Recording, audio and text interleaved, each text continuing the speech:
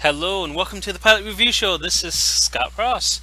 Joining me today, I have Timberwolf, How's it going, guys?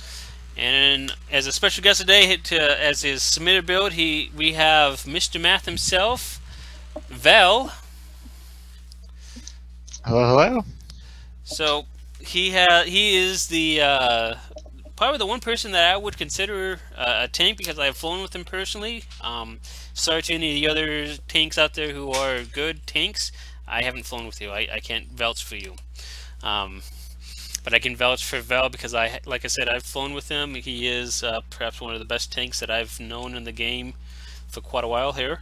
And he actually, one of the biggest things about tanking is it's not just about stacking a bunch of threat onto you and having a bunch of resistance and be able to take a hit or two. It's about being able to take the threat away from the high DPS people. People like me who tend to do 90k plus DPS. We have to have someone, otherwise we end up becoming cannon fodder basically. And so people like Val is where it becomes very handy, very helpful to have them around because they can pull that threat away from us and we can not have to heal as much. So obviously, Val, you submitted on the show here. You have some goals and some aims. What are they? Well, first things first is I've always considered that I'm a good shipbuilder and an average pilot, and I definitely want to work on getting better at flying. This one's a bit personal because I know that I can get more out of this ship, and more importantly, I'm 1K behind the current engineering record, and I intend to take that back, and I've been trying a bunch lately, and I don't have it. So personal vendetta to get back into the lead. More of a friendly competition because we were competing back for the record months back when Dope was in full strength, but I want to take that back because I think the ship's a more capable ship than the one he was using, and I'd like to be able to say that I've got the best or the highest DPSing engineering ship again. All right. So that's definitely a worthy goal, and I'll say from someone who's been able to see the both the ship in action and the video that we're looking at, there's a lot to improve that will be well, at least there's a few improvements that can be made to help get that DPS goal that you have in mind so you can reclaim your top spot. And obviously we'll go into a few other things later on down the road, later on in the show here. We've got some questions I would like to definitely ask you that I'm sure some people who are going to be watching this later on and during the stream probably will end up having. So without further ado, let's go ahead and play the video. I'm going to be pausing it during the couple spots here to point out some spots that I've seen. For those who are watching, he is running 8 beam arrays, so he does not even have the kinetic cutting beam, which on an engineer ship is perfectly fine because of one factor, and that is he can make as much power as he needs. Simple as that. So we'll go ahead and play the video here. Which I will add, now with emergency weapon cycle as a trait, that can also be mirrored on tactical captains as well. Indeed, it can. And that's my new build that I'm doing on my tactical, is 8 beam arrays with that trait, and I was able to surpass one of my final goals for DPS. So that trait can make quite a difference on power levels for weapons. Yep. So I can't remember. Did you have music on the entire thing on this, or was it all? Did it switch to sound? Thing. Okay.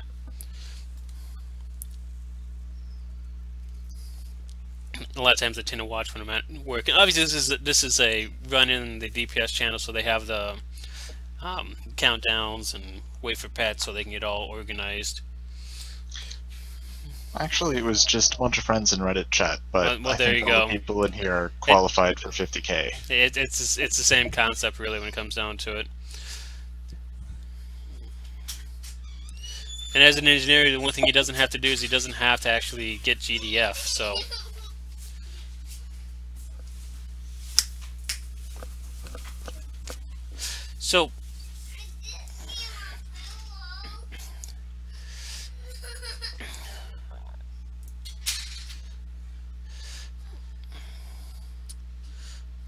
There was something I saw there, I thought.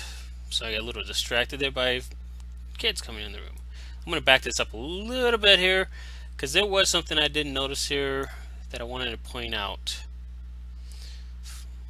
One of the things I always do is I never start off hitting the top two there. I let the fire at will do that. The other thing that's just my personal preference, and then obviously you end up getting a straight-on shot here. You're probably getting more of a side angle so that your entire beams can be hitting them. Those are just a couple small minor flying with that you could do to be a little bit better. And kind of the same situation, you want to be trying to show them your broadside when you're running beam arrays as much as possible. And a bunch of numbers going up. There's a 50,000 hit.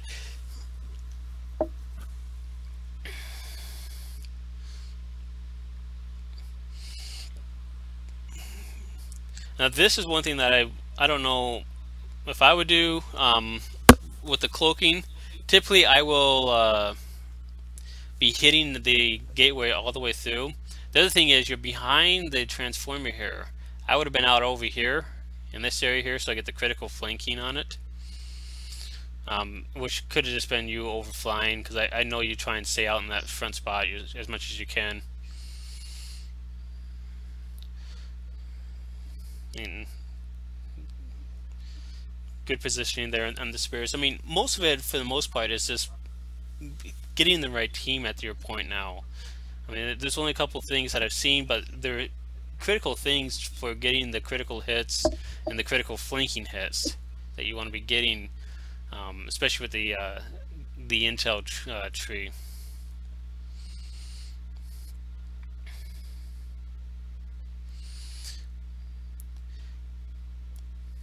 Have you got the point blank yet? I do. Okay. Yes. So one of the interesting things that I've noticed, and this is something that we'll have to do some testing on, but from what I understand, the gateway, the actual 2 kilometer bit, is actually near the top, because it's not based upon like how close you are to the ship, but how close you are to the hitting points on it. Well, that would make sense, because all the weapons typically, as far as your grav wells and torpedoes, try to hit towards the top of the gateway. Mm-hmm. That Yep. wouldn't make sense. Yep. So that's one of the things that we have to obviously do some testing on that to make sure. But from what I've heard and what I understand, that's where the point is. And I know you've hit 75K since this run here, if I remember right. 74.7. Oh, it's very close. Frustratingly close. But Yes. And for the most part, it's just gonna be a matter of your team that you have. You have to have the right balance, and you might find a better result if you get enough high-hitting players to do a 3-2 split.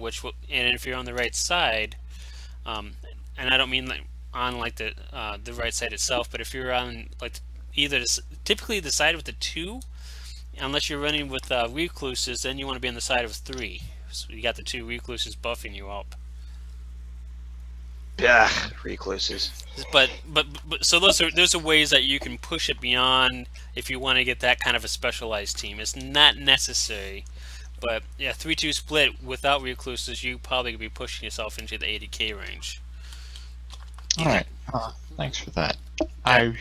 If I can comment on a couple things, I think your comment on me needing to broadside better is spot on. I think your comment about point blank shot and the gateway at the top makes a whole lot of sense to me.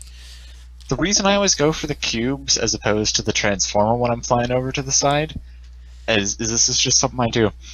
You can't aggro the transformer. Like, it doesn't matter This is really true. to me how much I slam onto the transformer. It's not going to shoot anybody regardless. Yep. And Also, that's very true. So you're pulling the aggro on that way of going after the cube, but that's just, like I said, that's just one of the things that I do on a regular basis. It's definitely something I'll have to remember for when I'm flying any non-tank characters that I'm on. So thanks for that. Yep. Yeah, this is one of those things that I tend to do. If you haven't got it yet, get your core to epic. You'll get the extra weapon to shield power from that. I don't know if you've got it, but in the build here, it's showing it's just the ultra rare. For the most part, for those who are watching and looking at the equipment here, he's got all the right stuff. I mean, crit times 3 pen, weapons, they're all epics, which probably took a little while to do unless you pushed them at once you got to crit times 3s up to epic. But either way, it takes a little while even doing that versus getting it from the first shots. Obviously, you got the plus threat plasma consoles.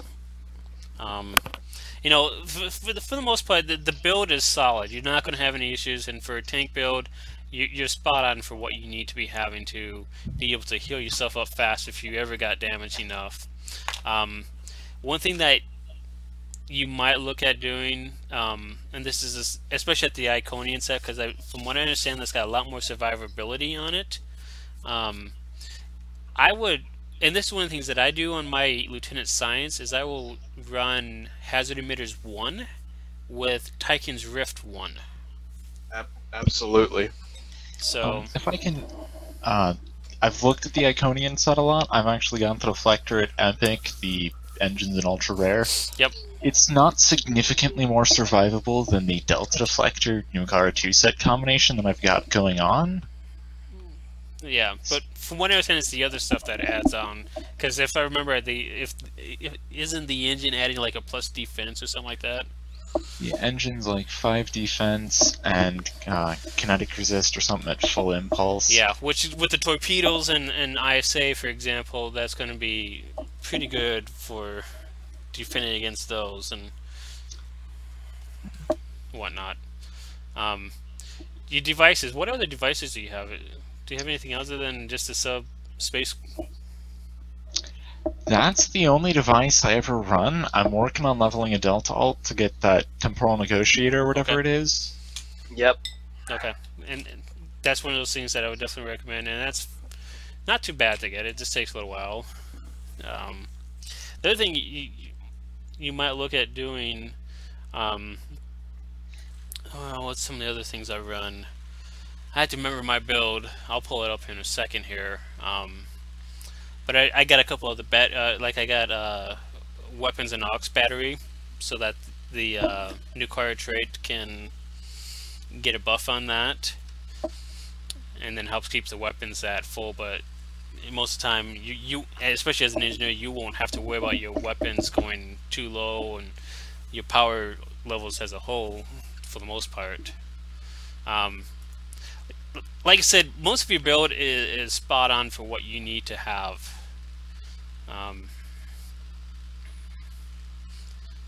You got a little bit more armor so that you can survive a little bit more. So you probably got pretty high resistance, native resistance, without anything added to it, if I'm not mistaken here. I rest at 19.6, but if I hit anything like Ox to Sif, it's already at 30. And the lower my hull drops, it gets significantly higher with active hull hardening. Yep. For a while I ran Nukara Ox defense, which put me at a resting almost 40, I think. Let me check on that. Yeah, I'm pretty sure it'd be about that. Something pretty good like that. I mean, everything else, like the Spectres, is pretty basic. Intel and pilot. If you wanted to increase yourself with the tanking stuff more, a pilot as the primary could, from what I understand, is pretty good for tanks as a whole because of the added benefits that you get, but you may lose some DPS as a result of that, though. So that's one of those, obviously, way out as you're able to. Yeah. And then obviously you got the point blank right there with the best defense here, if I'm not mistaken, right? It used to be best defense, it was for that video, but I've swapped to emergency weapon cycles. Okay. I wanted to see about that because that's slightly better for the energy drain resistance that you get from that. Supremacy and pedal to the metal and AHOD. Yeah, pretty solid build. You're still working on your Iconian T5, if I'm not mistaken, right? I'm still 10 days away from it. I should be getting the Singularity Core tonight, and so I'll hit that to Ultra Rare and swap over to the 3 set, I think. Okay, I gotta start. I honestly have to start cranking down on my Iconian stuff. I gotta get the deflector and the engines so I can have those. So I'm still like about a month away from having the T5 because I've been slacking way majorly. 79K, I think you can beat this actually. The 79K during the dope period of time. Yeah, I think I can now. Although it's worth noting, there's still not an Engie that's touched that. Yeah.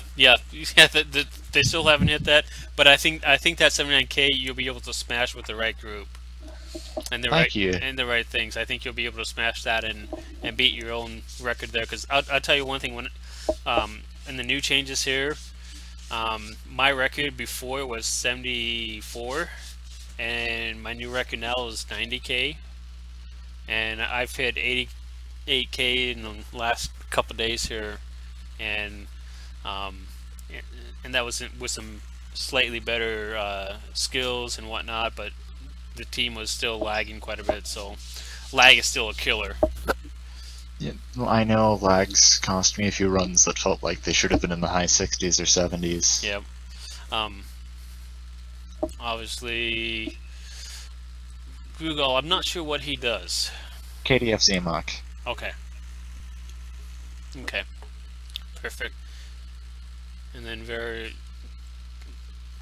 I only personally use one of these guys, the con officers. That's my personal thing, and I can run my tactical team pretty regular for myself. So you might be able to free yourself up and go give something a little bit better to help out some other skill. The major reason I advocate that is because anytime I'm not activating TAC Team almost on cooldown, I find that the Borg really like to board me, which will invariably set all of my heals on a random cooldown the moment I need them, True. And I got really tired of that, so I basically just pop it on cooldown. This is true. So that's one of those things that, I mean, it's just some of the major things, and then obviously the maintenance engineer, so you can get your emergency or your engineering team down, which is just fine for that. Starship trade, best defense. Obviously, you've changed that. Personal trait, I already knew that was point blank. Obviously, this needs to be updated, so that's 74K instead. Yeah. So, I mean, overall, like I said, it's basically just the right team, the right amount of lag, and the right positioning. A couple changes, and you'll be there. And I think, personally, I think you'll be able to hit 80K, honestly, if not higher, as an engineer. That's my personal opinion on this. And once you get the Iconian set, and if you're getting the 4-piece Iconian set, then that could mean that you can end up having an additional damage boost, which won't put you exactly on the same level as a tactical officer, but it'll get you that much closer. Yeah. But sadly, I really wish they had not nerfed it as much as they did, because it used to be very, very good for the boost that it did, and then all of a sudden it got nerfed down to the base damage instead of the final damage. Because both me and Timber, we ran it like as soon as it was out on Tribble. Oh god, the 4-piece with the console when it first came out was basically supposed to be the new epicness, and then a week later I guess they realized what they had done, and it went from new epicness to random crap. It was that significant of a change, and apparently it's gotten buffed up again as far as what it does, but the first big nerf they gave it was horrendous. You know, I thought the numbers sounded different, and I'll tell you what, one of the really funny things is that you mentioned the console. After looking at the console in Tribble and realizing that not only was none of it actually working like it was supposed to, the shield heal was tied into Starship tier, the hull Yep. heal was the wrong value, the damage didn't apply. I also realized that if it was actually right, it would be the most stupid Overpowered. console I'd seen since the Valdor. And considering they nerfed that console too in the first week, because it used to be starting off 46% to shield heals, and once you got it up to epic, I believe it was like 50, 52. Like it was something like that. That was when I saw it. And then they nerfed it down to be the same as the hull heal, and it's like, yeah, they realized what they did with that console. Well, I don't know if you realize this too, but at the time, the Warp Core had a hull and shield heal that was pretty outstanding by itself, and it healed upon when you were damaged. I did not see that. When it first came out, it had a heal on the core, and I noticed that, and I made note of that, and I saw it, and it's like that core is by itself is going to be way worth it. So the other thing that I was thinking of that I couldn't remember, deuterium surplus. Yeah. Especially in the cemetery, it will help you get from spot to spot. Ideally, you want to have the entire 5-man team with some deuterium surplus, so that the time going from left to right can get shortened down, because it's basically a free evasive. So that's one of the things you probably want to run as well. It's a pain because you only get it 4 every 20 hours, but if you're only using it for your ISA runs, then that's plenty, honestly. Yeah. So that's something else to be looking at doing, since you don't have a whole lot that you got in your devices right now. It's one of the beneficial things that I find. The team bats that I use, those are obviously lobby bats. I actually gotta recharge my lobby sometime soon, but the deuterium is a key item, because I will alternate that with evasive maneuvers, and it helps you to get into position, and if your evasive has been used, to have something to use in between things. So that's one of the ways that I use that. I actually no longer use the red matter capacitor. It's actually the temper negotiator, but it's not yet here on Academy. So that's just some of the things that I would recommend. The deuterium surplus, I would definitely recommend getting that. That will help you get over, because it's not just about what you're hitting, and if you're hitting all the time, it's also about how fast you can get it done. And the faster you can get over to the sides you can actually do damage to, the better off you'll be, because you'll be able to increase your DPS that way as well. Which is one of the reasons why in the 75K we like to try and do 3-2 splits for speed runs. Yep. So where exactly is it that you get the deuterium at? It's the Alhina system. So and you can get 4 a day. Yep. So it's going to be at the very bottom of the map in the beta quadrant. If you just look at Risa and then follow Risa pretty much straight down from Risa to the very edge of the border, you'll find Alhina that way. Or you can also go to the system list and find it there, because it's at the top. So that's what I would recommend getting, because that's going to be a key item to help you out with increasing your time flying over from spot to spot. So that's basically all that I have for that. Any questions you have for us? I mean, like I said, it's just a matter of the right team and the right positioning and the right run of luck with lag and skills, and you'll be breaking stuff. Alright, my first question is, I see a lot of pilots, even Romulan ones, that are getting significantly more to their fleet support than I am. Where is the optimal position to activate that at? So fleet support, where I typically will activate that myself, I will activate it at the same time that I do my GDF, which is right after the first group as I'm heading over to the left side. So I will hit that either right there so that it's not going to get blown up by the cube blowing up and the spears blowing up right next to it. And by the time it comes in and warps in, I'm right at the transformer, so it can actually start hitting on everything that's there.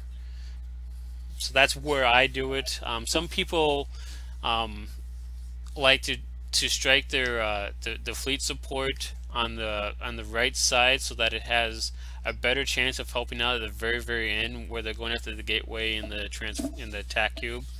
I think it's really just a matter of personal opinion, but the longer it's able to be in the game, the better off you'll be, because it's once it gets called, it's in long enough to actually be able to stay the entire instance of an ISA run. All right. So, anything else? Is there any trick that you have found to avoid lag? Sacrifice to the lag gods. I'm not giving away my secrets. They'll find out and they'll take them away from me. Yeah. That's a question that I've been trying to and struggling with for the last little while. I mean, seriously, like my best run today was 88k, and I saw misfires galore in that run. I know. I was in you for a few earlier today, and they were not fun. The other question was, since we're looking at your build right now, why do you have the regenerative integrity field and not the Valdor? So the biggest problem that I've found with myself is one factor. I wouldn't have a problem with my shields being at full health the entire time, but my hull is where I ran into issues. I always would die, and so I would run that core or that console so that I would get an instant heal back up to full and be fine the rest of the run. And I typically would die at the cube, and so I needed something that would get me back up to full health so that I could last the rest of the run. That's why I ran that instead of the Valdor. Alright, and then there's another couple of questions. I'm basically out of space on my tray. So if I have quantum absorption, I can fit in one more device, but I'm about to be adding 2 devices, which means I'm gonna basically need to pull something off my tray. So my thoughts here: do I pull off quantum singularity manipulation because I'm actually not gonna move that, or is there some other trick that you use to get all of this space on your tray somehow? Actually, on my tray setup, honestly, when I run, there's empty spots on my trays. Most of that is because of the fact that I team up several skills that I plan to run on a regular basis in a keybind. So that's how I get around the tray and skill issues. Is I'll have keybinds for pretty much everything that I plan to run. I don't use keybinds. How do you watch the timer for the abilities you have keybound? So, like I'll have one keybind that I use on the very start. It'll be my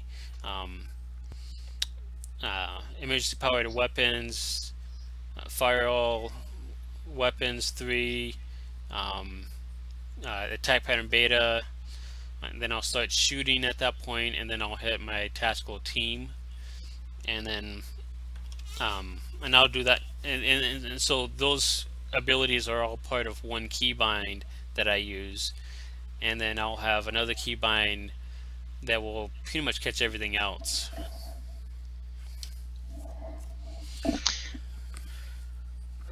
And then a lot of times I end up actually clicking the skills, because even hitting the keybinds, they don't always go off. So I say screw it and click them, but a lot of the keys will still go off when I do the keybinds. I wonder if that's just an activation time issue. That might be. Because what I've been doing is, if you could see my tray setup, I've got row 3 is basically all of my attack abilities, and 1 through 6 are my main defensive abilities. And so when I'm flying, I fly with WASD, and then I have really easy access with my flying hand to any heals that I need to hit right away. Mm-hmm. And then I have a G600, and it's 12 side buttons. And what I do is I have my 10 offensive abilities, and then EPS and Naughty on there. Yep. Is there some different way that you'd think I should set that up, or something else I should be doing with it? You know, really when it comes down to your key setup of things, it's a matter of what your comfort level is on them. And I can't really recommend like a specific way that you should be doing it exactly, because you have to find a rhythm that fits your, and this is really where playstyle comes into play here, but find something that fits your play style of things so that you're able to make it work for you, because I can give you my keybinds, but unless you're playing exactly the way I play all the time, my keybinds is not going to work exactly perfectly for you. Like, for one example is I got my mouse is got 12 buttons on the side, and I use every single one of those 12 buttons. So my thumb gets really sore after a couple ISA runs that I do if I do one after the next, because I'm hitting them one after the next religiously.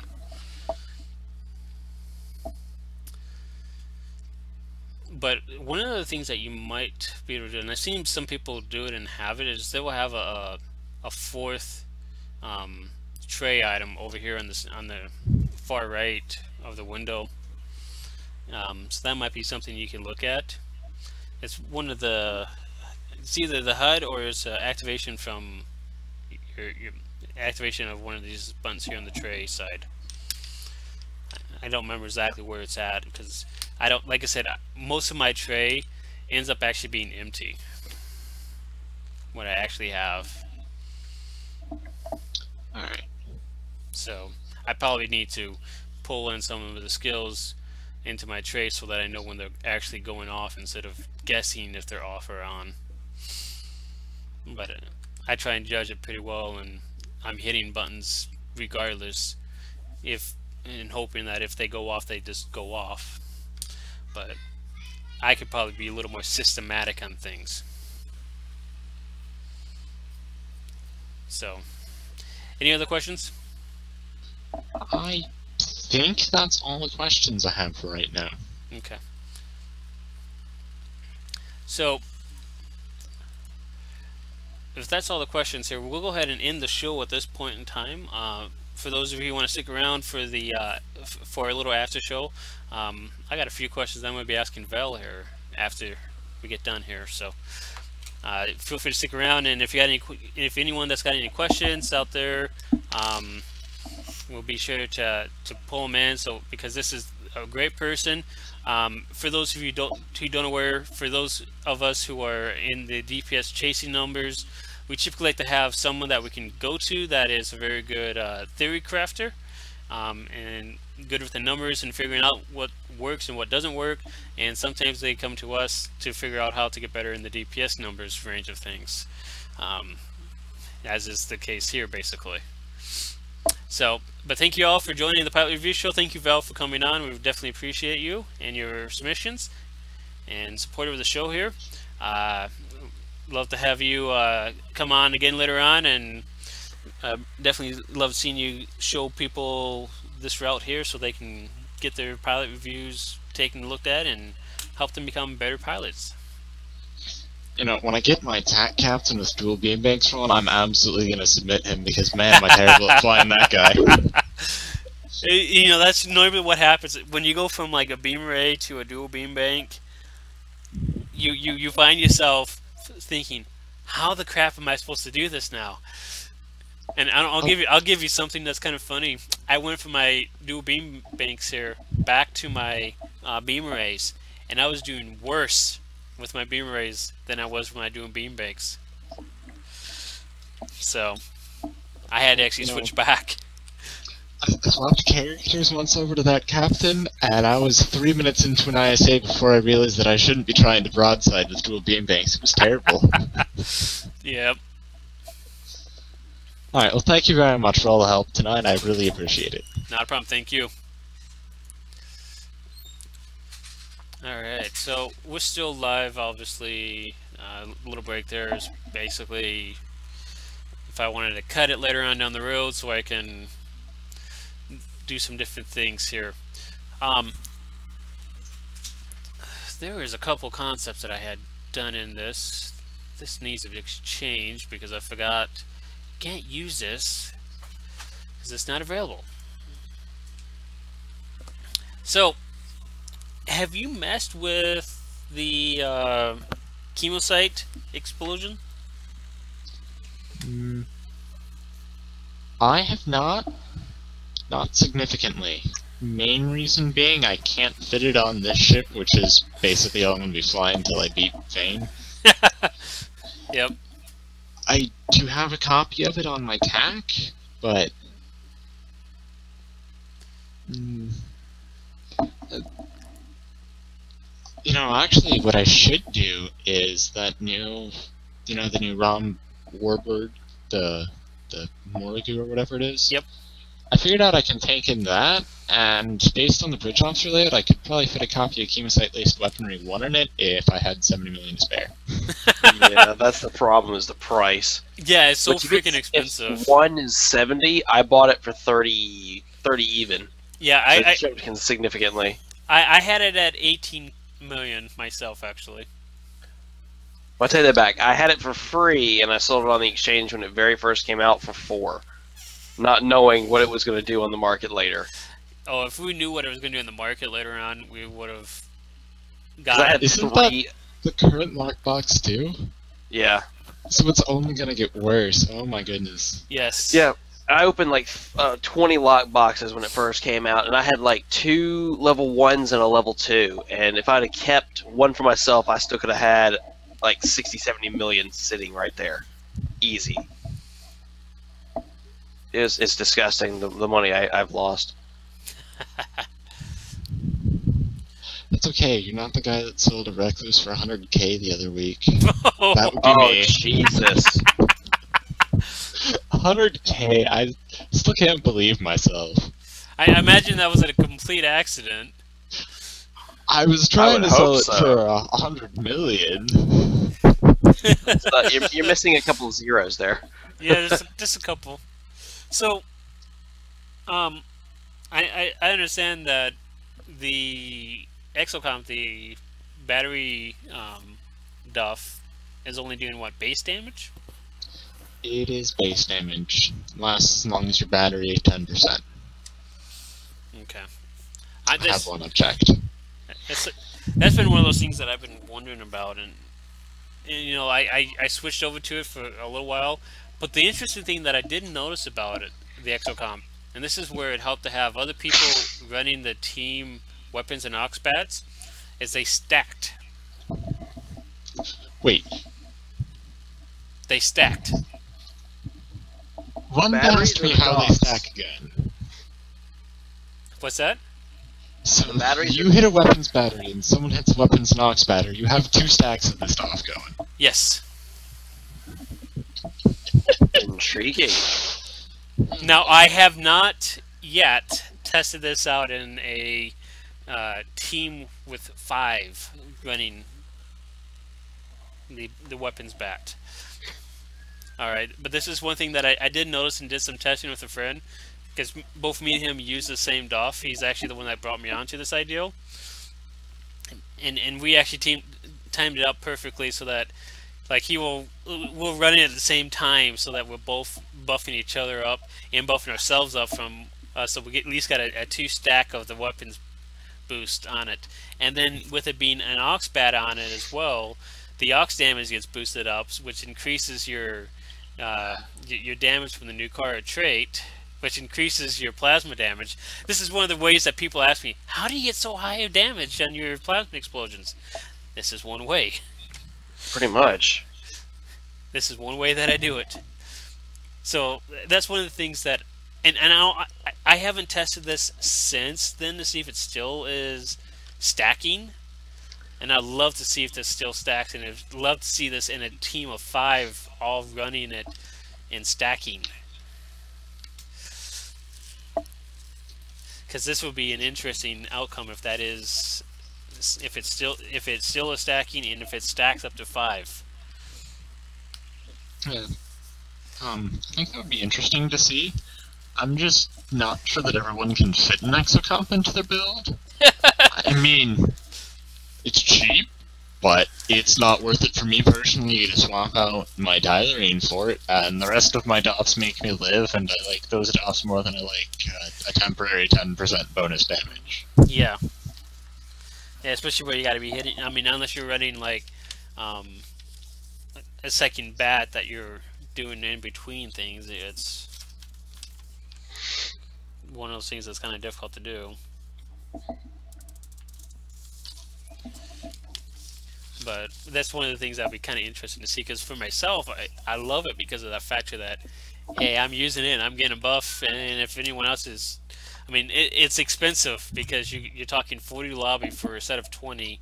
You go through about 2 or 3 in an ISA run. So that's 6 lobby that you go through every single ISA that you do. So, like I said, I'm gonna I have to actually restock my lobby here sometime soon, just for this alone. If I keep it up, and I've been debating switching it out for something else, and I'm not sure what the heck I would switch it out for. Honestly. So, got a second. You know how the new trait currently works, right? Because you brought up that you think it makes Tax able to drop the KCP. Yep. So currently it's giving effectively 50% weapons power drain reduction, not the 25% that it should. Yep. So when that gets fixed, we're going to be going back to 8 power drain per weapon, or 6.70 weapon system efficiency run. Do you still think Tax or Size are going to be only dropping the KCP? I think that's going to be an interesting thing. Because for myself, when I ran it, and I ran this on dual beam banks, and my weapon power stayed at 125 almost the entire time on dual beam banks. But then again, I'm also running the KCB, and I got Marion that I haven't removed from my list. So I could be getting a lot more than just that initial boost of things. But I'm not running the Spire core anymore. I'm running the Singularity from the Iconian set right now. So I don't have the regenerative and other boost that the Spire core would give me if I was to use that. So same here. I'm running the weapon efficiency from the cruiser commands. I've got the trait. I've anything that you can do besides that trait I've got on here.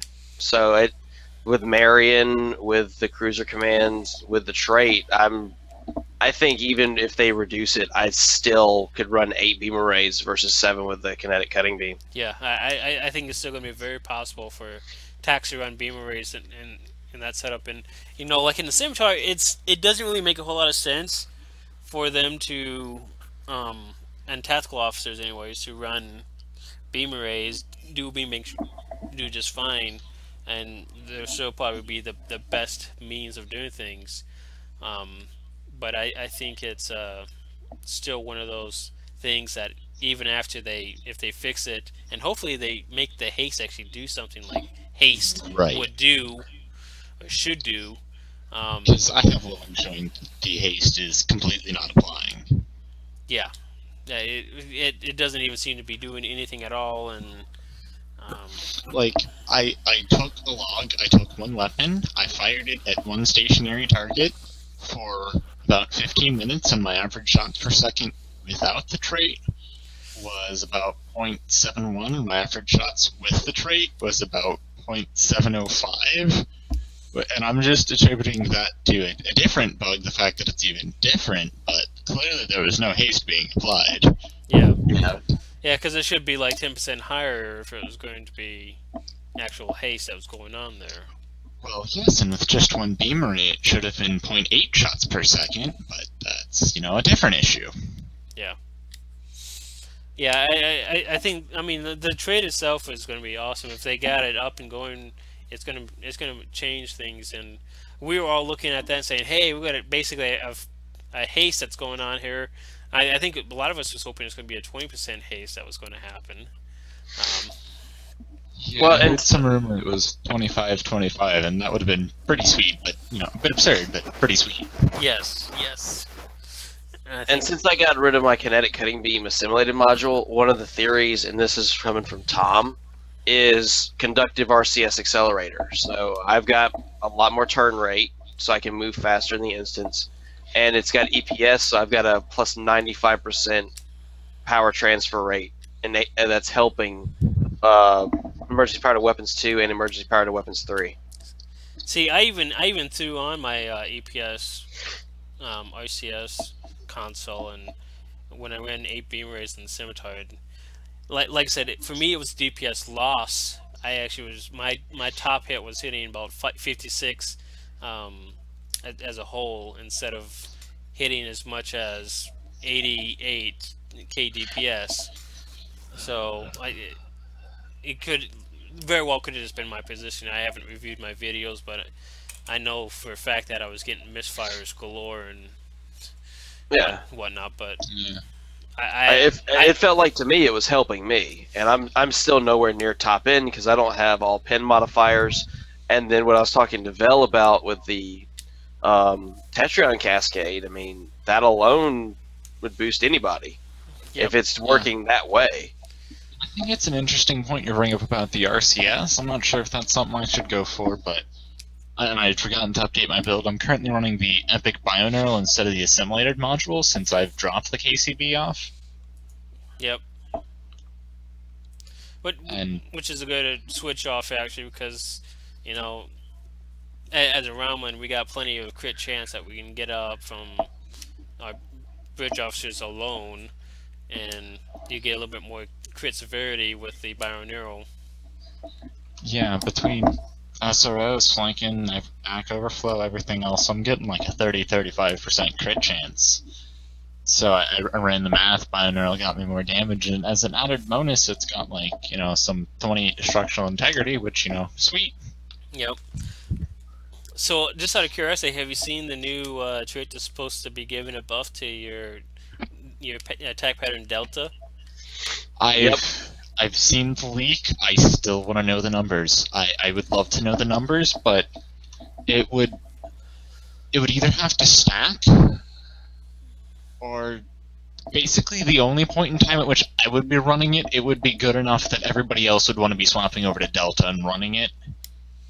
And that's a bit frustrating. Yeah.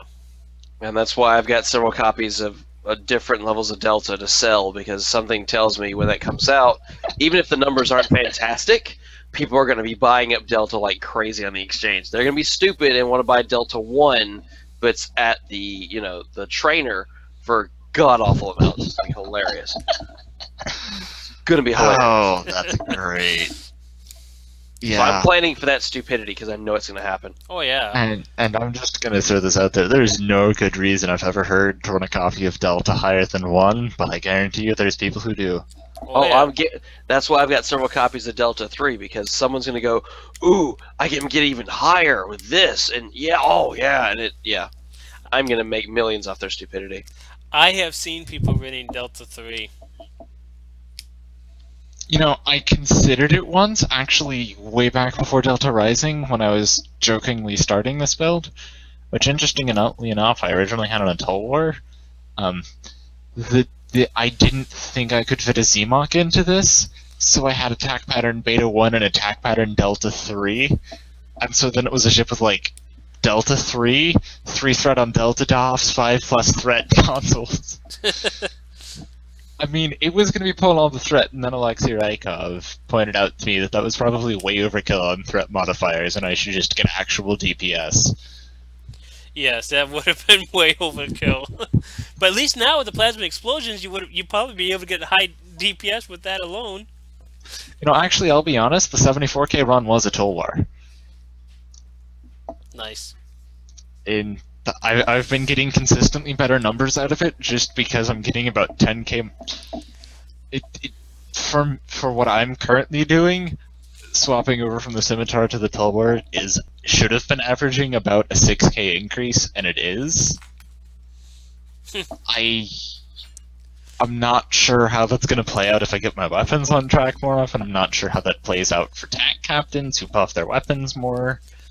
But I ran the math on what I'm already getting, and that's what I've been doing. I just didn't want to bring that up in the main segment of the show, because you said talk about the ship you're flying, and that's basically the same ship. Yeah, I mean, it really is. Two side consoles. Yeah, especially on a scimitar or well, I should say, be correct on this, not the scimitar, on a Romulan dreadnought ship. It's the only difference between each ship is the console's layout, because the officers is basically exactly the same, if I remember right. No, literally the only thing that's different is the console layout, the ship visuals, and the innate console. The bridge officer layout's exactly the same. Yeah. I think the masteries are the same too, I'm pretty sure. Yeah, they are. It's all the same masteries, so... Yeah. I'm hoping they actually bring out a T6 version of the Dreadnoughts in the Audi. They have to. Going on for T. I'm using an Odyssey. I mean, just I'll use what they've been doing, because I've been calling it. They're going to bring out T6 of everything, and what did they just bring out on the leaks? T6 Excelsior, T6 Pilot, Prometheus. They're coming. I guarantee they're coming. It's just they've got to make it where they are just juicy enough to get everybody to buy them, but not so overly powerful that, you know, it's game breaking. Here's why they're holding. No, they don't. Have you seen the original Scimitar? No, I think the reason they're holding out is because once you release the flagships, people will stop buying other T6 ships. Oh yeah. Well, yeah. Because And that's what no I'm one's going saying. to buy a They'll be T6 last. ROM ship without a trait that's like top tier after you get a T6 Scimitar, because you know it won't beat the T6 Scimitar. Like, I already know what I'm going to do with it. And based Well, that's on what I'm saying. The flagship classes will be last. They'll be absolutely last, and they will have game-changing traits on them to make sure they sell. Now, here's the other thing is, I expect them to come with font duration increasers. Because we already know there's a ship down the pipe with a CSV duration increaser. The strike ship had a CSV increaser. One of the new, Xindi ships had a double tap beam overload. There's one of the ships with a double tap high yield. So the only things we're missing are font duration increase and torp spread with a double tap. Ooh. And if they give us a torp spread double tap on the dreadnoughts and the font something else, I'll be surprised. Odin But those with traits are coming. Odin with spread 3 double tap. Holy god! If it's like the other trait, it'd be spread 3, spread run. But even still, Still, that's double spreads. You double the length of fire at will, and it's constant fire at will. I'm okay with it. I mean, there was at one point in time you could actually almost get constant rapid fire 3 off the strike ship trait. Yep. So yeah, I'll be excited to see what that trait that I haven't even heard a leak about does for me, and I'll be excited to see what the T6 Dreadnoughts do for me, because I actually know a guy with the theoretical federation one. Oh. But I know a guy who's got like 71k in an Odyssey tank. I'd be terrified to see what he does with the T6 version. Yeah, seriously. Hold on. Fleet T6 Tactical Odyssey. Oh, that won't happen. With 5 tac. No, so here's the thing: just 1 extra tac console and a hangar. That alone would be enough. The other thing is, based on the precedent of slightly different hangar bays, the T6 Scimitar's pets will have chemocyte-laced weaponry and fire at will. Yeah. Yes, that would be kind of hilarious. And for the Federation, the Federation pets can have plasma explosions and fire at will. Haha! But chemocyte-laced weaponry on pets? basically is the equivalent of Romulan scimitars with mesh weavers.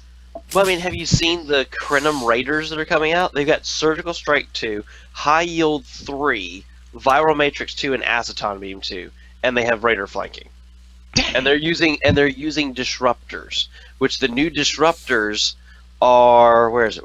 Reduces Disruptor damage. Resistance to disruptors. Yeah, so basically it's a push to have another energy type other than anti-proton, but it's helping itself, so you're reducing disruptor resistance for yourself and for the team. Then you have these pets that are doing Torp High Yield 3 and Surgical Strikes 2. So everything they're doing is hitting hard. It might not be fast, but it's humongous amounts of spike damage. Oh gosh. They're gonna release pets one day that have concentrate firepower. Yeah. And then if you look at the Dreadnought, they're saying that the trait that hasn't been translated yet, it's something to do with activating psi buffs. Dreadnought exotic buff, bonus to exotic damage, and it has a built-in lance that doesn't take up a console slot, which is anti-proton. Chronoton Lance too, that's interesting. Yeah. Yeah. I'm kind of interested in that myself. I'm hoping that it's gonna turn out to be way more than just a ship that it is, just for getting it for the trade or something like that. I'm hoping actually to be a ship to use in game. I do see the Zal, and since you're a tank, Vel, I see the Zal trait may be something you could use. Bonus shield and hull heal when healed by a friendly, as well as unkillable. There's two problems with that. The first one is it presumes I get to a state where I'm killable, and the second one is that it presumes I'm being healed by allies. Like, I can see that as a great trait in PvP. That's absolutely where you're going to see that, but I looked at that and I was a bit disappointed when I thought about it. Yeah, and unless they happen to make a run where you actually got to have the full set of things, like you got a healer, so you got a tank, and you got a couple of hitters. We're not going to see that being used and be useful very often. Although in a planned and pre-organized run, it probably could be something that becomes very, very useful for setup like that. And there's something else I'll throw out there. If I am ever in a run where I have a healer, there's no way I'm in any threat of death. Yeah. Like, I built a ship that tanked Hive Onslaught Elite without dying. If you give me a healer, like, what's my problem gonna be? Yeah, you can actually stop stacking your healing traits and do something other than that for yourself. Like, it's fun, because I have focus ships. My Scimitar is the king of DPS tanks. I've got Shashar, that's basically the tankiest thing under the sun that still pulls aggro. And I've got a really interesting build I'm working on. It's an adapted battlecruiser, and it's got a gravity well, and it runs the command tree. Oh god. Uh-huh. And I look at the trait for the Excelsior, and that's going to be my Cytude right there. Excelsior. It's radiation damage procs added to weapons, apparently. No, I don't see where it says weapons. I think that's just passive. Improved weaponized diminishes is just the name. Well, then what would it be passively activated with, then? Like, it could just be completely passive. I mean, what is it, the commando trait? Just passively beams charges onto stuff near you and makes them go boom?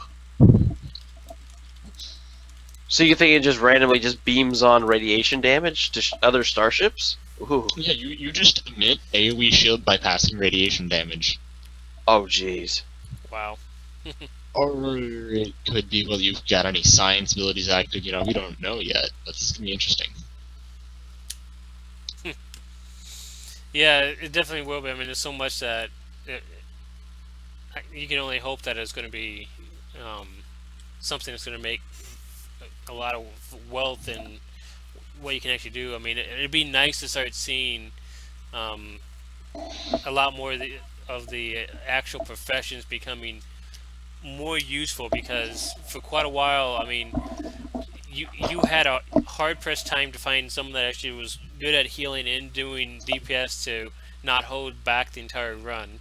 Um, and we're starting to see those type of builds. We're starting to see torpedo builds coming out more. We're starting to see tanks coming out more because, I mean, pre DR, how many tanks were there? I mean, maybe 1, 2. There was. I knew of 3. I was the only one I knew that actually flew them regularly. Yeah. Right now I know 4 tanks and DPS 50k. There you go. I claim personal responsibility for 3 of them, one of them being myself. So, yeah, I mean, we're starting to see a lot more of the variety of builds and setups. And that's one of the exciting things about what's going on here. We're not just seeing clones of ScimiTanks or not ScimiTanks, but scimitars. We're seeing people actually getting out and branching out. Maybe it's because of the fact that they want to do something different. They want to have something unique. And so they're saying, well, what's something that no one else has? Oh, well, okay, let's build an exotic build setup and put it onto a fleet dauntless, for example. Okay, let's cool. be that idiot and try and build a tank nebula that uses kinetic damage. There you go. And, you know, in some cases they will work. In some cases they may not, and they might have to rethink how they're doing things, which is really what theory crafting is thinking of something that's crazy out there, putting it and then using it and seeing how well it actually worked out and saying, well, that sucked and whatnot. Alright, I want to be honest, that idiot is me. I'm working on it right now. I think it should be really funny. The next thing I'd see for Vel that they'd try to do is the new assault cruisers. What I mean by that is the Sovereign Negvar and that equivalent for the Romulans. I think they would do something really tanky with that 3-pack. Because if they're going to come out with, in the end with Adi and Scimitar and all that, the Sovereign and the Negvar have got to be touched. Yeah, never flew Sovereign. Never. I flew a 3-1. Tactical ability. Yeah, I suppose I flew the level 41. Yeah, I mean, I did that one, but that was it. Once I got my TAC Adi, I've kind of stayed in it. I'm actually debating a couple of things that I've been thinking of and looking at myself. Tank setup. If I can get above 100k in my TAC Adi, I'm switching to my Chelgret. And I'm going to use my Chelgret. And then I'm also building up the Science Torpedo build on the Science Tune. Those are going to be my next 2 challenges.